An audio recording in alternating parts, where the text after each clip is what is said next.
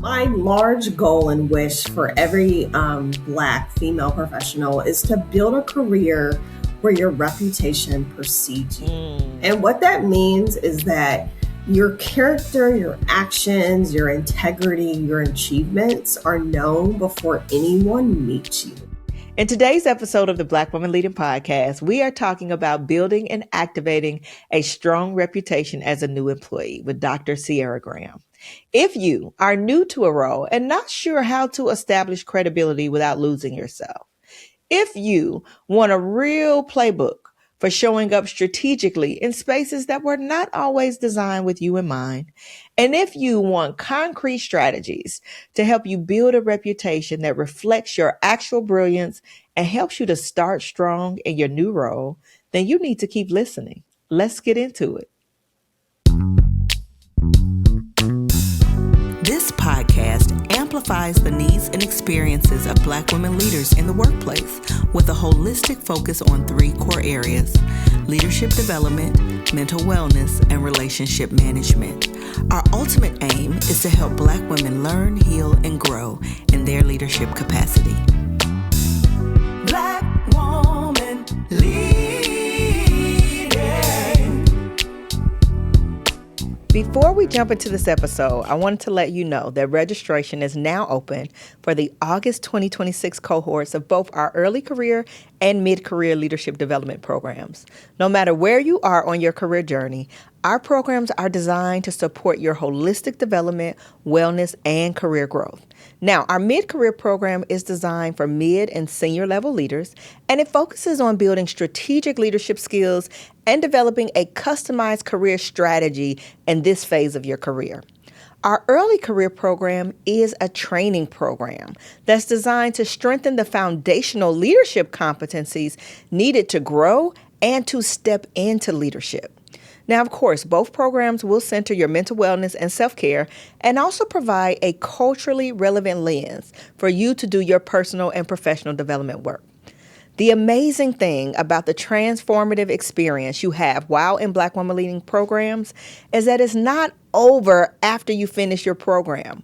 We are invested in a long-term relationship with you. So upon completing our core programs, you become a part of our alumni community, and we host ongoing events throughout the year.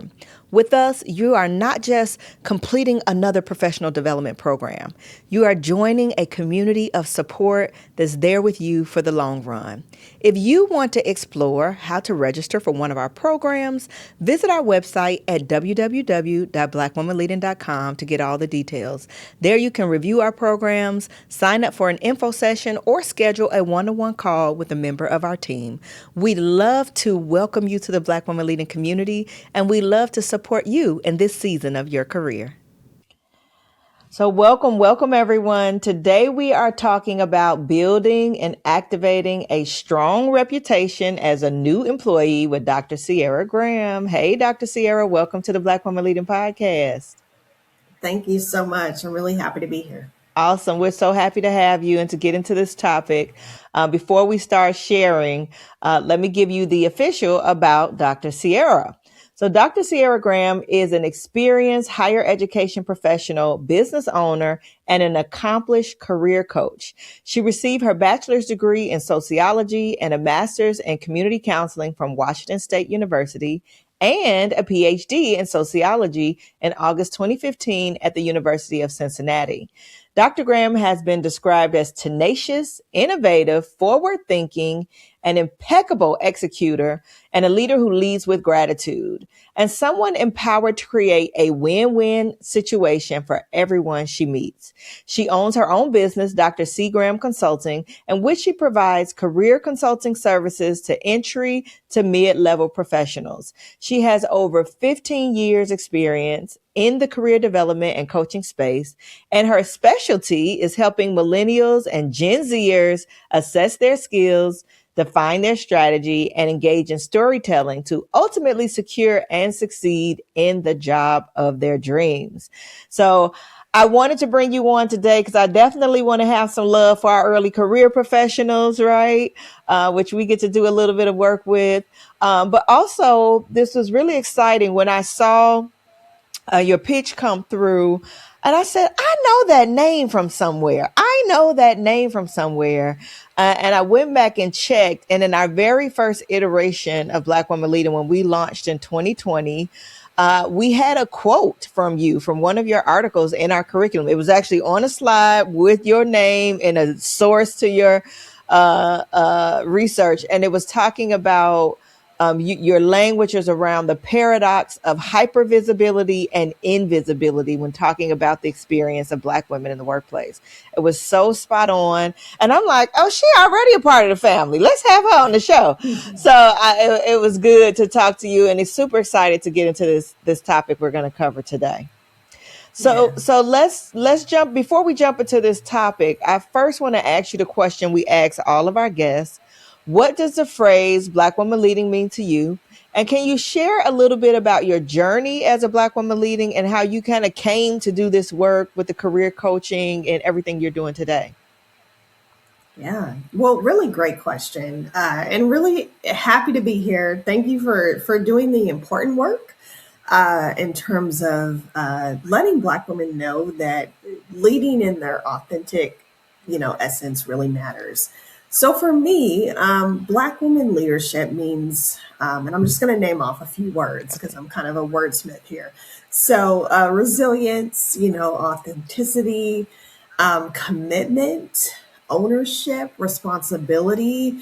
And I think for me, I want to hone in on the responsibility piece. Because I think as someone who sort of grew up in sort of a working class family, comes from a working class background, there's almost this like you owe it to others to sort of build them up. There's this responsibility to really uplift other people. And then, I think anytime we talk about Black women in leadership, we have to also acknowledge that Black women each and every day are defying what traditional leadership looks like. Yeah. We're redefining traditional notions of sort of power and influence and sort of bringing people together.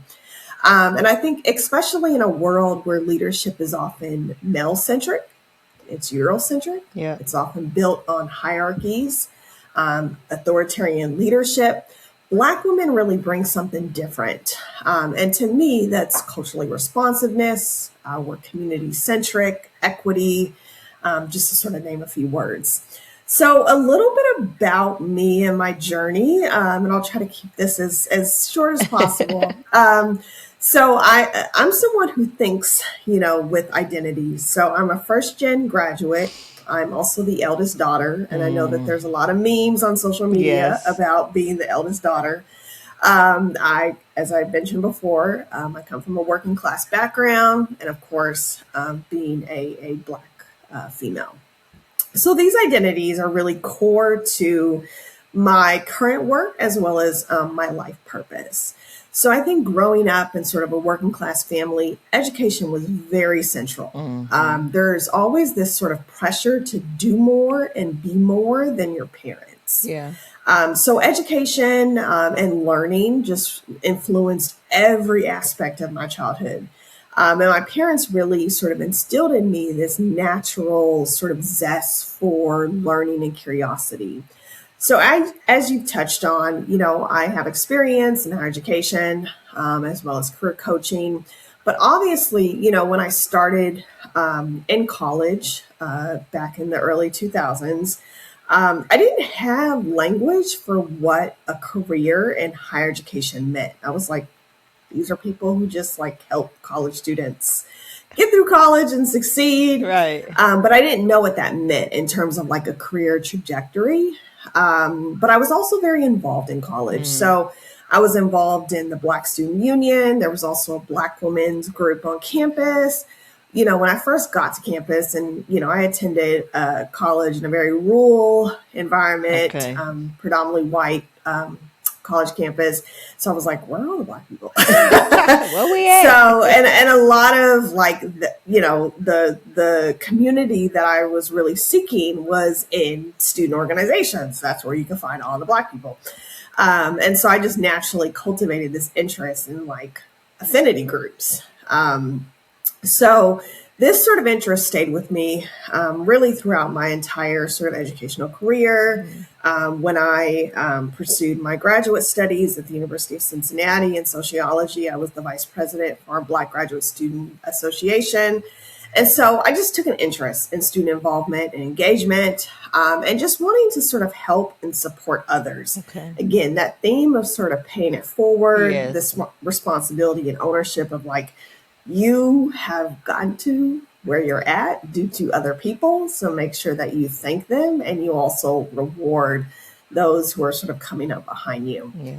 And so, a lot of the positions that I've held since I finished my graduate studies are really focused on creating culturally responsive programs and services for students who are most in need. I see. So students who are really furthest from educational justice, which includes Black women, first-gen students, students with disabilities, sort of all of the intersections. Yeah.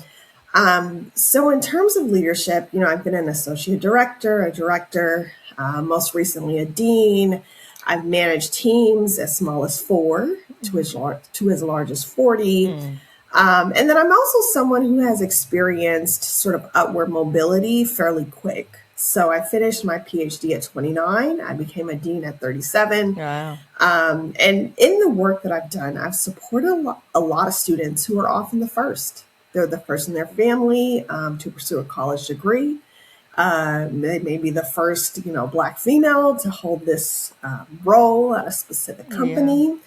And so just given that and given sort of my career smarts and experience in coaching, it's led to me launching my own career consulting business, as you mentioned, Dr. Ciera Graham Consulting. And the majority of the clients that I work with are millennials and Gen Zers. I am a millennial myself. Mm-hmm. And my goal with them is just really helping them assess their skills, sort of define their job search strategy, and really perfect the art of storytelling. I do believe there is so much power in our stories. And I think when you sort of hone in on these 3 things, you've really sort of cracked the code in terms of securing the job that you want. So a little bit about me and Black women leadership. I love it. The right woman for the job today, because we're going to get into some of those cracking the code things you said. Yes. But, what have you focused a bit of your work around millennials and Gen Z? And, some folks that don't know millennials and Gen Z, I was watching something the other day. It was like I think it was a funny thing on social media. And it was talking about how people are like those millennials as if they're children. And millennials are like 40 now. Yes. So when we talk about millennials, Gen Z, who are we talking about first? And then we do know that encapsulates some people in that early career phase. Two things. Who are we talking about? So the audience is clear. And then second, what has this work taught you about what Black women in particular in this audience need when they're starting out in their careers? Yeah. So I am a millennial. I think I am an elder millennial. They call you a geriatric millennial. Actually. Yeah. So I'm like, harsh. But typically a lot of people think, when they hear millennials, they think, oh, you have to be like in your early 30s. No, a lot of millennials are like pushing like mid 40s. Yes. So definitely an elder millennial, but I've learned to embrace that. Yeah. And then, I think in terms of like career, like where we're at in our careers, I think you can find millennials and Gen Zers pretty much everywhere. Yeah. A lot of us, we're sort of indoctrinated with the belief that if you go to college, and you work hard, you'll end up in a job you want. Yeah. So a lot of us have probably been in an entry-level position for, 7 to 10 years, and we're looking to move up. And then some of us are in mid-level roles where we're like, this is great. We might actually want to try something different and pivot to another career, or we're looking for like work-life balance. Yeah. So I would say anyone in sort of your mid 30 to mid 40 range would sort of, quantify as the millennial and Gen Zer. And then in terms of, I think your second question was just, what has my journey taught me in terms of what most young Black women are in need of. And I would say, something that has been really critical to my career is spaces of belonging. Mm, Spaces where our identity is affirmed, yes. where there is psychological safety. And what that means is you can express something that's on your heart and your mind and not really care about who's in the room Yeah. and not care about whether or not your expression is going to have an impact on your career progression. Yeah. That's what psychological safety is. Spaces where our lived experiences and our values and our expertise is trusted and utilized. And I think it's important to note that not all spaces have these things. So over the course of my career, I've had to seek out intentionally certain spaces for different things. I think we can also acknowledge that there is some workplace responsibility, some organizational responsibility to cultivating these spaces, but a lot of our organizations don't do this. Some organizations, they may outsource this responsibility to ERGs, Yep. employee resource groups. But I think very few organizations actually embed these spaces of belonging into their company culture. And I'll just say this as sort of the last point, but for me, these spaces are multi-purpose. They provide us with the psychological safety to sort of talk about our workplace challenges, to express things without being sort of reprimanded or having our jobs in jeopardy. But they're also spaces for networking, building community, and learning. Yeah, I love that. And I love that you call that out, right? Because as we get into our topic of like building this reputation, right, as you're stepping into a new role, I think this applies to both people who are like fresh new role, beginning of their career, but also we have in this current season a lot of Black women in particular who are pivoting, right, either due to interest, due to layoffs. And so we have a lot of people stepping into new roles, into new organizations for a majority of reasons. And this needing the safe space, I think, is so important because we're going to talk about some strategies, but there are some real fears and anxieties that people carry into new roles, into new organizations, even to new departments within organizations because of experiences they've had of not having that safe space, right? And so I love that you're like naming and normalizing that up front as a real experience. But let's get into the case for this title today of what we're talking about. And why does building a strong workplace reputation matter so much in your early career, but also for our pivoters who are like going fresh to a new place? Why does that matter so much? And I know in your work you connect that reputation to things like proximity to leadership, mental health and balance, promotion. Kind of walk us through the value of this from those different angles. Yeah, this is such a great question. So I think I'll just start off. My large goal and wish for every Black female professional is to build a career where your reputation precedes you. And Mm, what that means is that your character, your actions, your integrity, your achievements are known before anyone meets you. And yeah. that's really hard to do. Like it requires years of experience, it requires self promotion, external promotion, Networks, yeah. networking, just right, so much. But, if you are in a current workplace and you've been there for a while, um, you can still sort of benefit from this goal. And what that means is anytime that people are talking about a promotion or an advancement opportunity, or maybe like your boss has like a high sort of stretch project where it's a project where it's like,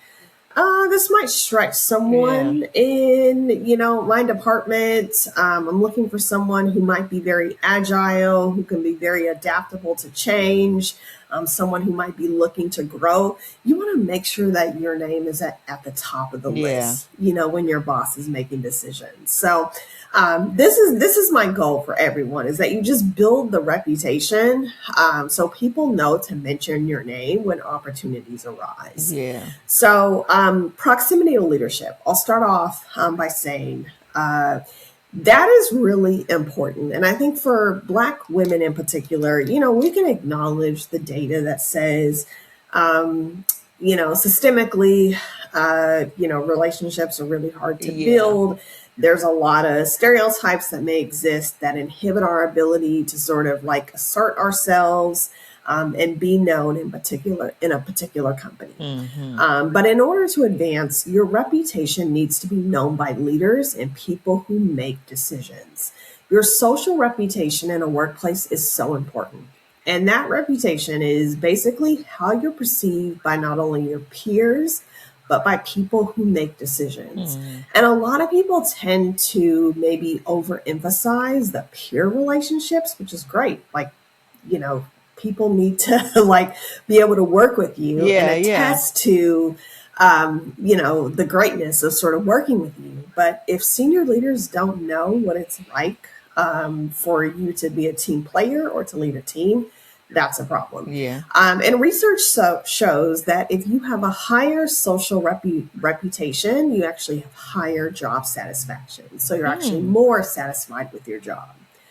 And then also, we know that being liked, respected, admired, or believed in, it can actually boost your job performance. So if you have all of these things at the onset, you're actually more likely to be productive, and it also leads to better mental health. Tell us about that part. We need that part.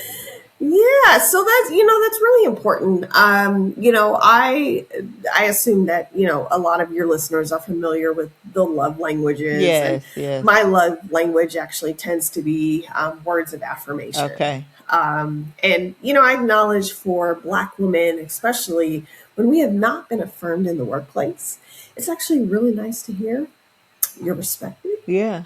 I've admired your work. You're doing a great job. These are all things that lead to sort of greater confidence, greater psychological well being. It can also open doors for more promotions, better opportunities, a greater sense of confidence in your own professional identity. So, hopefully, I've answered the question in terms of the connection there. But all of these things are sort of tied together and really critical, I think, for Black women to cultivate. I love it. And so I know when we talked before, you share some strategies to really help you to build that reputation from day one in the door, right? Whether you're new to this or true to this and just pivoting. So I want to walk through some of those strategies.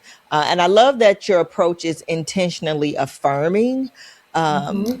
Your first strategy, which you've already gotten into a bit, is about the strategic visibility, which is what you were describing. Give us a little bit about what that means and how is it different from just kind of working hard and hoping somebody notices your hard work?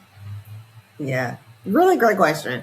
So I tell a lot of the clients that I work with, if you are looking to get promoted or just looking to get noticed, because sometimes I work with people and they're like, I don't feel like people really know what I do. Um, you're going to have to do more than just like doing your job. And when I say doing your job, that's really just doing what is outlined on the job description. Yeah. If you want to be noticed, or even mentioned when it comes to advancement opportunities or those sort of stretch, high profile sort of projects, where you're getting sort of advanced opportunities for learning, you're going to have to do more than just doing your job. So I just want to normalize that and affirm that for people.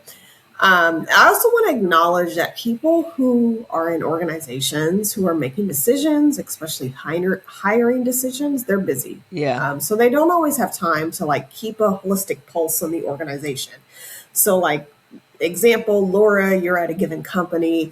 I don't always have the time to know what Laura is doing day in and day out. So it does require some ownership and some responsibility on your part and initiative to let me know what you're doing, Laura. Yeah. Right? Yeah. So for me, strategic visibility means learning how to make connections that really matter. And I've sort of identified sort of 3 connections that I think are really important for professionals. One of those is cross-functional partners. So if you're working in a large organization where there's a lot of things going on, right? There's teams with a defined purpose. They're, completing projects, that are unique to that respective team. You want to build cross-functional relationships. And I think those are really important because it builds credibility with other people who Yeah. may not be doing the same thing that you're doing. Yes. And it demonstrates your ability to be a leader and to be a collaborator. I'll just give an example. I'm currently in a role where I am managing employee learning and development. But I also think it's important to sort of build relationships with people in HR, where HR tends to be like more compliance oriented, but it's still important that I have a knowledge of HR policies and any data that they have around any exit surveys, why employees are leaving. And so those Exactly. are sort of the cross-functional sort of partners, that I think are important. Really identifying who you should work with when it comes to accomplishing a particular goal. Okay. The next relationship is culture carriers. So the people who understand what it's like to work in a given organization. What are the norms and what is the decision-making style? Yeah. So if your organization has an admin assistant who has been there for a while, make sure you seek that person out. They know they got all the tea. They got all the tea. They've been answering. They've been answering questions. They've been fielding questions, and they know the culture. So admin assistant is great, but also just people who have been there for a while, who have witnessed change, organizational change, and have seen the culture sort of carry over across different sort of leadership scenarios, I think is really great. That's a great They point. can give you insight into how decisions are made, especially decisions that are made when there's a lot of intense change and chaos. That's good. So definitely try to make decisions or make relationships with those in the culture carrier bucket. And then the last bucket is just mentors and sponsors. And I'll explain a little bit about the difference between the two, but I do think it's important in your career early on, decide like who your mentors are. And the purpose that you want them to serve. And then in each workplace, your sponsors are going to differ. These are the people who sort of have the power and the influence to speak your name into rooms that you may not be in. Which is so important for Black women because we are not in every room and we're not invited to every room. Right. So I think it's important just to seek guidance from people who can advocate for you, who can give you concrete skills as it relates to problem solving, and who can ensure that you advance in your career. So those are sort of the three relationships that I think are important. And that's really what strategic visibility is learning how to make connections that really matter and will help move your career forward. Yeah, I love of course, we know the mentor, the sponsor, but I love the culture carrier and the cross-functional because in addition to gaining visibility for how you collaborate, what I found throughout my career and through supporting a lot of our community members in Black Women Leading is that those relationships also give you the tea on other opportunities. So it's not just visibility of you doing the work, but you get visibility of what's happening, what are trends. Oh, they're about to start that over there. And I've been wanting to get out of this team anyway. And the intel that's really important that you miss if you just kind of stay in the bubble of your own team. So love that you kind of raise those up. Now, one of the strategies you talked about, I want to linger on the mentor sponsorship for a minute because you brought that up, right? And you talked a little bit about the distinction between mentor, kind of advisory sponsorship can really advocate for you, speak your name in the room. But I remember, just over the years and facilitating programs inside of organizations, and some of those programs will really be encouraging people to find a sponsor. They will have structured programs for a mentor connection.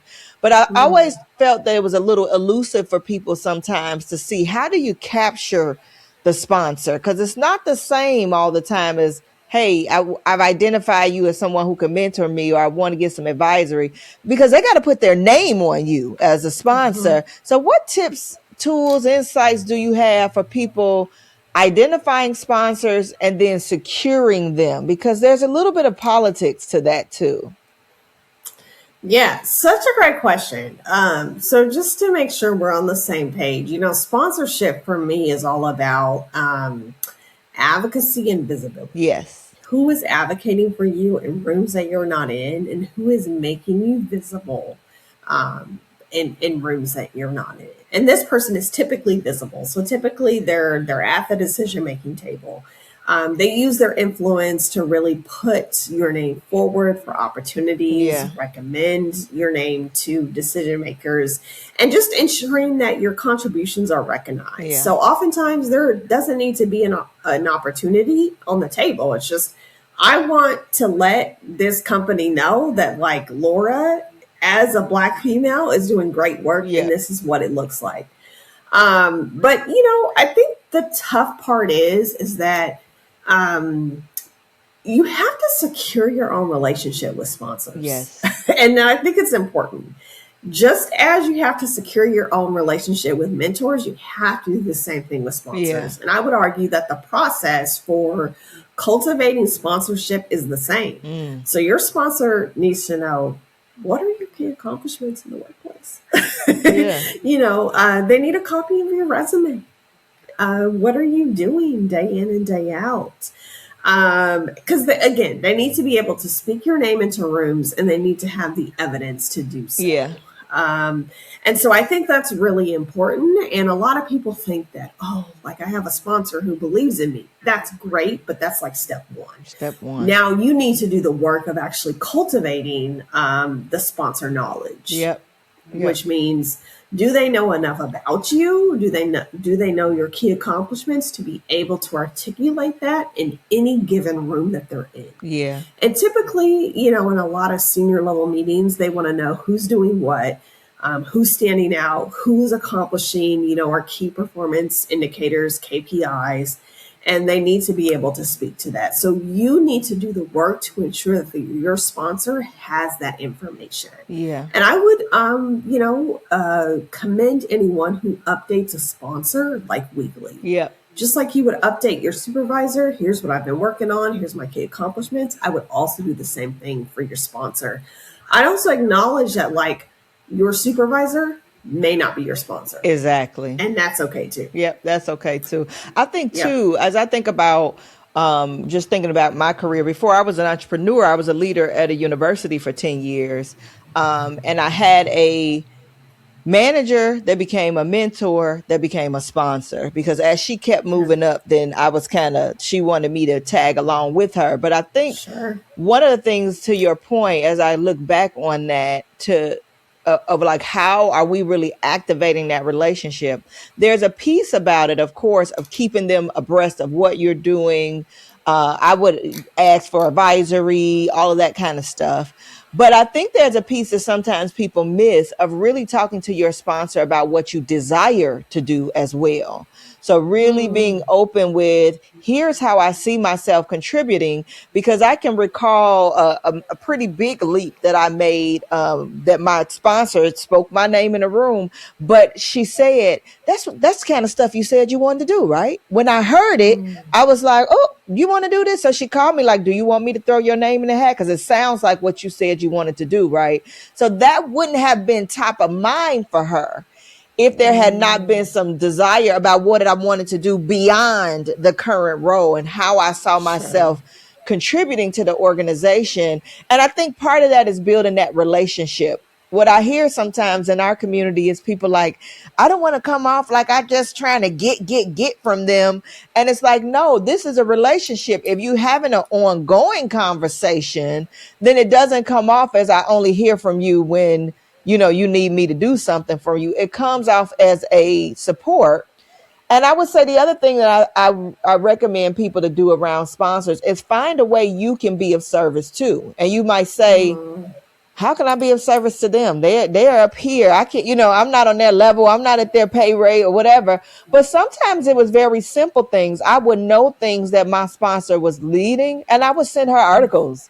I would say, hey, have you seen this? There's another organization doing something like that. And just those little things that really didn't take a lot of effort on my part showed as valuable to her, and it made me a resource to her as well. So there's ways we can give back, y'all, even if we feel like I'm really trying to get the stuff from them. Absolutely. There's ways to Yeah. give back. Okay, so this Yeah. is good. Another strategy you talk about and really activating your reputation is leveraging your unique strengths and cultural insights. And I love this.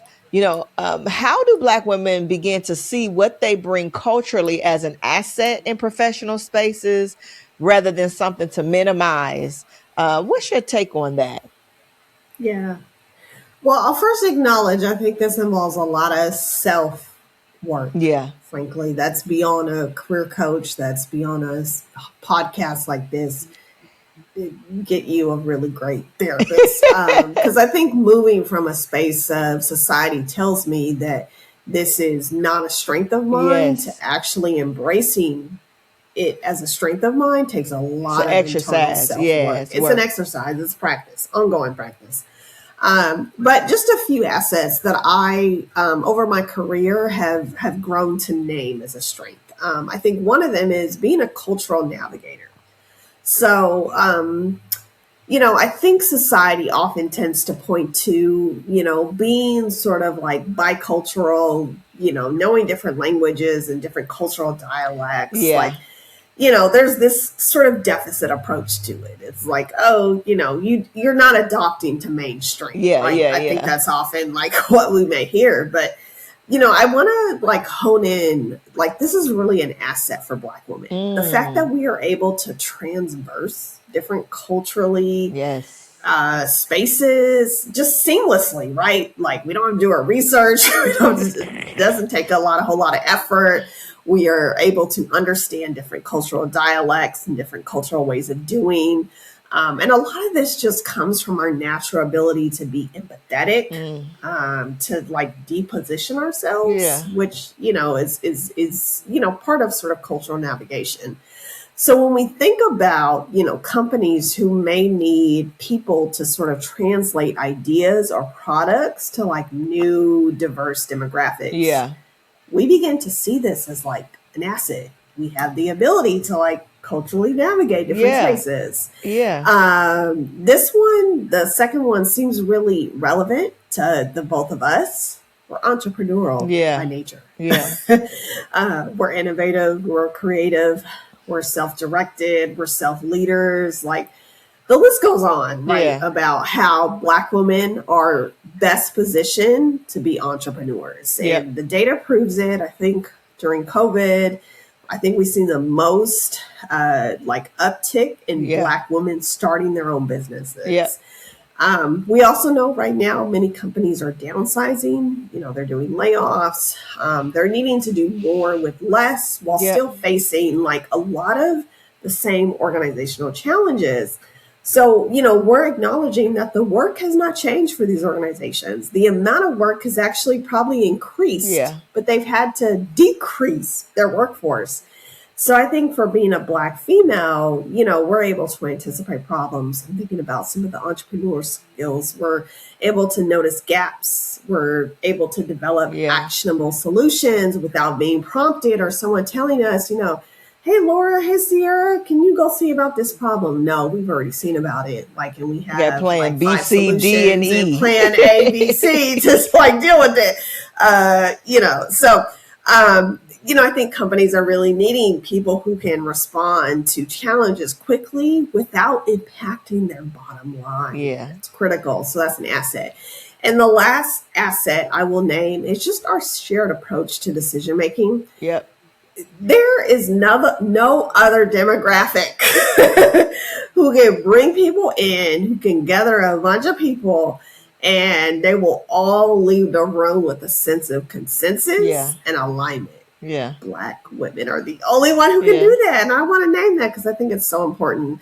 And we know, research says that employees who are engaged in decision making, they're more productive, they're proactive. And visibility too, Visibility, yes, they're less likely to seek opportunities elsewhere. When they participate in decisions, they feel more personally invested. This ownership increases accountability and motivation, and they're more likely to just be committed to the goals of the organization. Yeah. And I think especially in a lot of our organizations where they tend to be very hierarchical, where there's this sense of power influence, employees often don't feel seen and heard. And I think Black women are just able to bring a different style of leadership where there's this shared approach to decision making, which helps employees feel like they belong. So that's important. So I would say those are sort of our three assets. Yeah, and that's a community building asset. There is the piece here too that we got to name and manage around some boundaries too, because you got those skills. They want to pull you into everything, and sometimes don't always you get the return on investment, the win-win on your side sometimes from that. So it is a understanding this is a value that I bring and a contribution and mobilizing and all of that. But there's also a piece that I think gets into this other piece that I want to talk about around boundary setting, around managing expectations, around self-advocacy, right? And that can be a tightrope, right? Of managing, you're trying to, especially if you're new in the role, you already see something familiar, a pattern from other places, and you like, these people not about to burn me out. So there's a strategy you talk about around managing expectations and self-advocacy, but there is some tension there, especially when you're newer to a role. So how do you coach women through that that dichotomy of, I want to set boundaries, I want to manage expectations, I want to advocate for myself, but I also want to be seen as a team player, and I also am still building relationships. How do you coach people around that tension? Yeah, this is such a great question. So I think for the managing expectations piece, there's a piece that we own and there's a piece that our supervisor should own. So for managing expectations, one thing that I will say, and I say this to a lot of my clients, you cannot expect your job to be everything to you. So if you are expecting to step into a workplace and to honor all of your needs and your wants and your desires, will not happen. Promotions also don't happen quickly. And a lot of the clients that I work with, they tend to believe that promotions are linked to tenure. So you should automatically get a promotion if you've been at a company for a long period of time. There's no hard and fast rule that exists, when it comes to promotions and tenure. To me, getting promotions and advancement involves a lot of self-work internally with a therapist. It involves work ethic, strategic visibility, proximity to leadership. And I think also some of it is on the organization. An organization cannot promote you if it doesn't have the funds, if it doesn't have a promotion-friendly culture. I mean, those are all a career path. A career path for you to see, and that's visible, that's publicly visible, frankly. These are all things that I think are important to organizational health. So for me, when I'm working with clients, I want to make sure that, for a client who sees a promotion as the goal, we're setting sort of micro goals. And being very clear about when we set a micro goals. So it's not the promotion that's the goal. Maybe it's like, you want like a stretch project or a high visibility project is sort of a goal, right? And like, how do you, speak with your manager, your supervisor about getting that stretch project? Maybe that's the micro goal. Setting clear metrics of success, and really sort of mapping that promotion out to like 2 to 5 years, because that's how long it can take actually. And I think if you're wanting a salary increase, we might discuss how do you make yourself competitive for one. So I don't automatically assume that it's like, okay, let's start from conversation one that you're having with your supervisor, and we're going to talk about how do you have conversation one about how to get a salary increase. No, like you need to position yourself to have that conversation, which takes time. So I think that's the part about managing expectations. And then I think the part that your supervisor should own is, don't be afraid to engage your supervisor in conversations around boundaries. Like, I think it's important. I think a lot of supervisors, having been one, would actually appreciate being engaged in a conversation around boundaries. asking them the question, like, what does healthy boundaries look like? And defining that. Like, Yes. is it, logging off at 5 p.m., no emails after 5 p.m., Yeah. no weekend work. Like, I think it's okay to sort of set those boundaries in Yeah. sort of a 9 to 5 job. And understanding what your supervisor deems as boundaries is critical too, so you can respect and honor their boundaries. But it also gives them an opportunity to sort of assert themselves as well, which you'd be surprised. A lot of supervisors do not get that opportunity to like assert Yes. their boundaries. Yeah. Uh, so I think that's critical to sort of see it as like a mutual, beneficial conversation. Yeah. So I think if anything, it's important. Any goal that you set, there's some ownership that needs to happen. The Yeah. ownership sometimes is on you. The ownership sometimes is on your supervisor. Sometimes it's a shared ownership.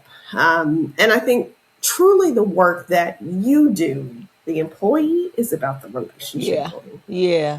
That's good. And I think there's even a stronger case for having this boundary conversation in the context of our title today of and a new role, because it's like I'm trying to get the lay of the land. I'm trying to establish it. You're actually at a more powerful place to have that conversation than you've been letting the boundaries be violated for 10 years. And now you want to sit down and say, I want to set some new boundaries. Now you can still do that, but it's going to be a bit of a harder discussion than if this is a level setting discussion at the beginning of an experience, a role, or a relationship. So look, take advantage for all my new folks starting pivoters. Take advantage of being able to have a fresh slate with these boundaries too.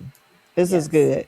This is good. I want Absolutely. to ask you one more question, and I want to transition to our season theme questions.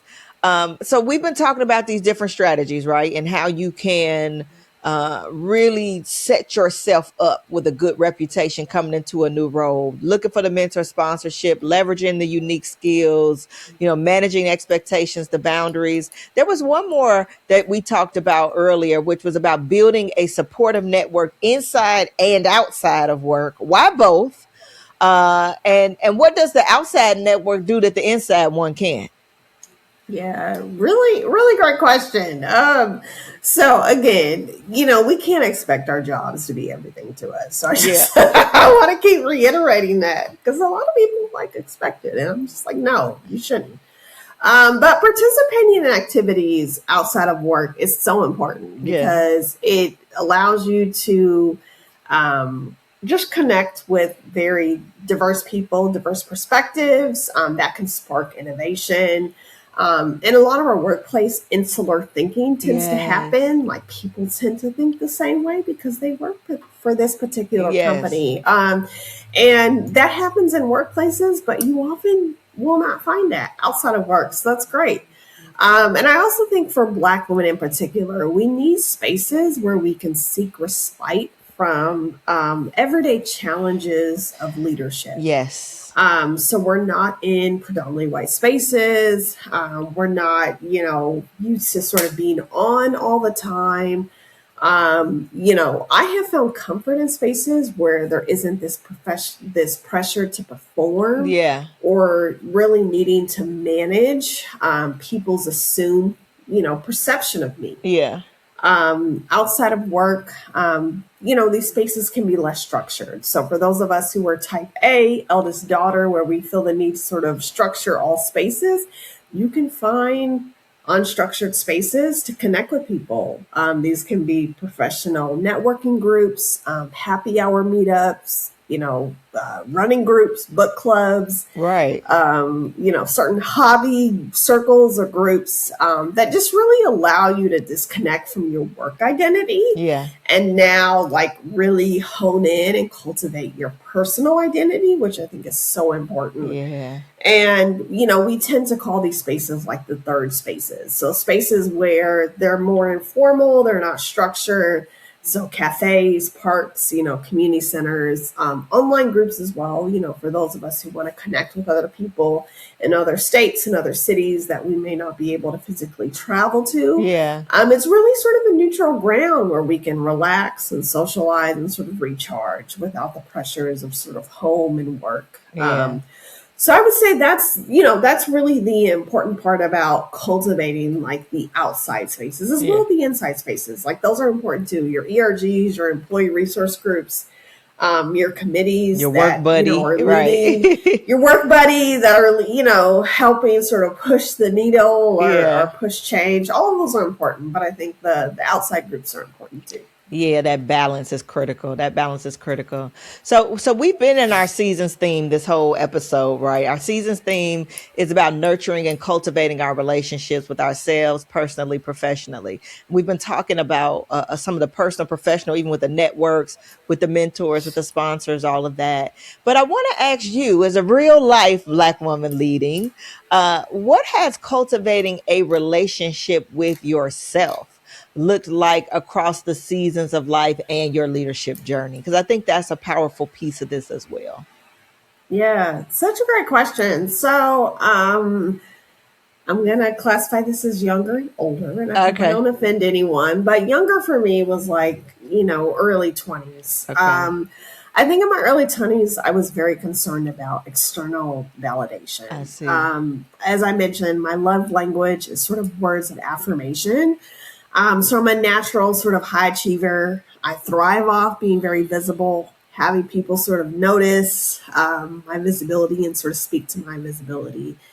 I think now I've cultivated in my 40s more of an internal validation. So I've been doing some important self-work around burnout, this obsession that I have with like being high achieving, and just finding ways to sort of cultivate joy in ways that are not connected to work. I love that. So I think for me, that's really what my leadership journey has looked like. Yeah, I love that, and really elevating that relationship with yourself in that way. That's beautiful. So last question. We've talked about a lot today that can help people kind of really activate this reputation in the workplace. If you had to sum it up to one thing, if they could only take one thing away that you want every Black woman listening to walk away with and maybe do differently or apply after this conversation, what would that be? Yeah, such a great question. So for me, it's really being smart about relationship building, being perceptive, like trusting our own intuition. Yeah. Striving for more quality relationships as opposed to quantity.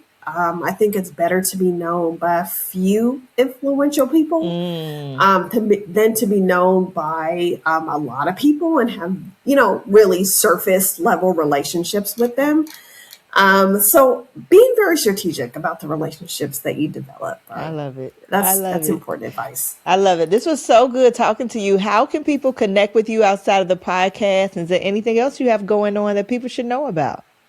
Yeah, well, currently accepting clients. So if you're a millennial or a Gen Zer and you're looking for career coaching, if you're navigating a pivot, a layoff, or if you just need coaching around confidence and how to market yourself to employers in this crazy economy, don't hesitate to contact me. So you can visit my website, cieragraham.com, or my Instagram page, Dr. C. Graham Consulting. Awesome. And we'll make sure all of those links are in the show notes. Thank you all for joining this conversation. If you found this information useful today, please share it with a friend. We are on all major podcast platforms. You can also listen on the Black Woman Leading YouTube channel and also on the Black Woman Leading website, which is blackwomanleading.com. Make sure you follow, subscribe so you don't miss anything we have going on. If you want to connect with us on socials, we're on Instagram, Facebook, LinkedIn, and YouTube at Black Woman Leading, and woman is singular. If you'd like to connect with me personally, I'm at Laura E. Knights, and you can catch me most often on LinkedIn and Instagram. And finally, if you'd like to learn more about our corporate offerings that we do with organizations to help them build their leaders and teams, you can visit our corporate website at knightsconsultinggroup.com. We love to connect with you in any of these ways. And until next time, be well. Keep